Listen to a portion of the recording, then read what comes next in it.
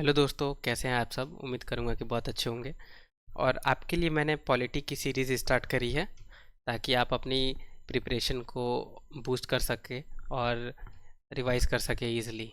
तो ये जो सीरीज़ रहेगी इसमें जो करंट अफेयर्स की जो भी पॉलिटी किसी रहेगी वीडियोस जो अवेलेबल रहेगी द हिंदू में, उसे मैं सेपरेट करंट अफेयर पॉलिटी करके उसे अपलोड कर दूंगा। ये सीरीज़ रहेगी पर्टिकुलरली पॉलिटी बुक की। ठीक है, पूरी ये सीरीज़ रहेगी जहाँ आपको सारी डिटेल्स ये वीडियोस में आपको मिल पाएगी। ठीक है, तो चलिए चलते हैं वीडियो की तरफ और स्टार्ट करते हैं। पहली जो टॉपिक है हमारी पॉलिटी की, ये रेगुलेटिंग एक्ट ऑफ 1773 के बारे में। ठीक है, अब ये एक्ट में क्या क्या इंपॉर्टेंस थी वो हम देखते हैं।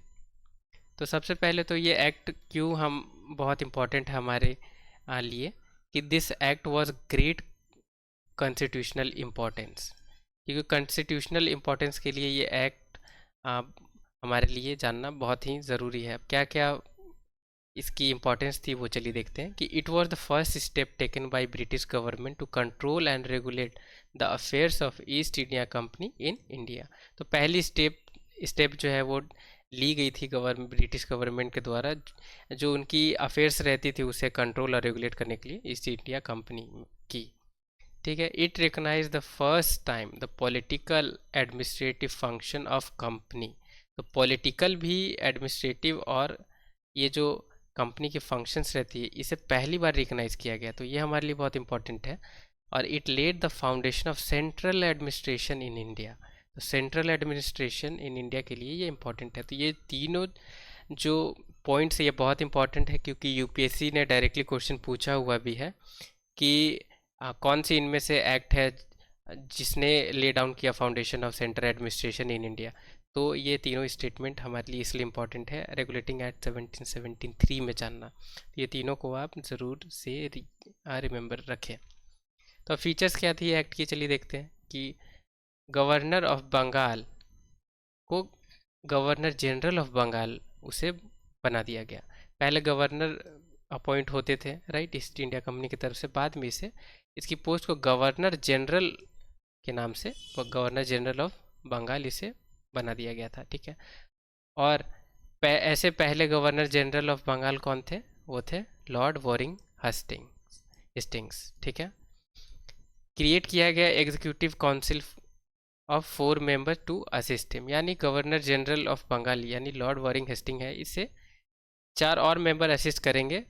और वो कैसे असिस्ट करेंगे, वो एग्जीक्यूटिव काउंसिल से। ठीक है, तो एग्जीक्यूटिव काउंसिल बनाई गई 4 मेंबर के साथ। ठीक है, गवर्नर ऑफ बंगाल, मद्रास और presidency subordinate to governor general of Bengal. यानी बंगाल के भी जो बॉम्बे के जो गवर्नर्स थे और मद्रास प्रेसिडेंसी के सबऑर्डिनेट जो गवर्नर थे उसे बना दिया गया गवर्नर जनरल ऑफ बंगाल के नीचे।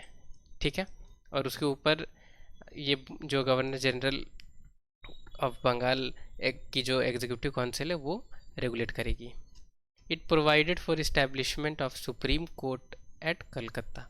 तो सबसे पहले सुप्रीम कोर्ट कहाँ ये बनी थी, ये कलकत्ता में थी 1774 में। और ये रेगुलेटिंग एक्ट 1773 के तहत सुप्रीम कोर्ट बनाई गई थी।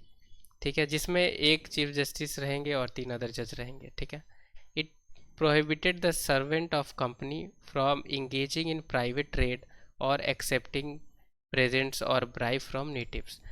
तो जैसे कि आपको पता होगा कि जब ईस्ट इंडिया कंपनी के जो सर्वेंट्स थे वो बहुत ज़्यादा करप्ट हो गए थे राइट। तो ये करप्शन रोकने के लिए भी ये एक्ट को पहली बार लाया गया था, ताकि वो अच्छे से अफेयर्स जो है कंपनी की उसे वो रेगुलेट और उसे अच्छे से फ्रेम कर सके। ठीक है, तो सर्वेंट्स को ये प्रोहिबिशन भी उस पर लगा दिया गया ताकि वो प्राइवेट ट्रेड या ब्राइब्स ये सब ना ले पाए। ठीक है, फ्रॉम नेटिव्स जो है उनसे। तो it strengthen the control of British government over company by requiring the court of directors यानी governor body of company to report on its revenue, civil and military affairs of India. यानी British government को अब control हो गई company की, किसके through, court of directors के through, क्यों? क्योंकि वो सारी भी जो भी रिपोर्ट्स थी, रेवेन्यू की हो, सिविल की हो, या यहाँ तक कि मिलिट्री ऑफिस भी है, वो सारी उन तक डिटेल्स जो रहेंगी, रिपोर्ट्स, वो मिल सके ब्रिटिश गवर्नमेंट को। ठीक है, तो ये इम्पॉर्टेंट पॉइंट, यही 7 इम्पॉर्टेंट फीचर्स थी ये एक्ट की। ठीक है, और ये इम्पॉर्टेंट सब थे, ज़्यादा इम्पॉर्टेंट ये 3 स्टेटमेंट है, ये डायरेक्टली आपसे यूपीएससी पूछ सकती है। तो ये वीडियो में बस इतना ही, रेगुलेटिंग एक्ट इतनी ही आपके लिए जानना ज़रूरी है। ठीक है, और ज़्यादा, क्योंकि यूपीएससी की बहुत बड़ी सिलेबस है, और क्योंकि हमें बहुत सारी, हमारे पास बुक्स अवेलेबल होती है, बहुत सारी सोर्सेज है, राइट, पर हमें लिमिटेड ही पढ़नी है, और हमें जो इम्पोर्टेंट है वही पढ़ना है। इसलिए ये एक्ट में ये फीचर्स, जो एक्ट की यही 7 इम्पॉर्टेंट थी, जो आपको दिमाग में रखना है। ठीक है, टिल आपको, अगर आपको वीडियो पसंद आएगी तो लाइक ज़रूर करें, और चैनल को सब्सक्राइब ज़रूर करें, ताकि और भी आपको अपकमिंग वीडियोस मिलती रहें।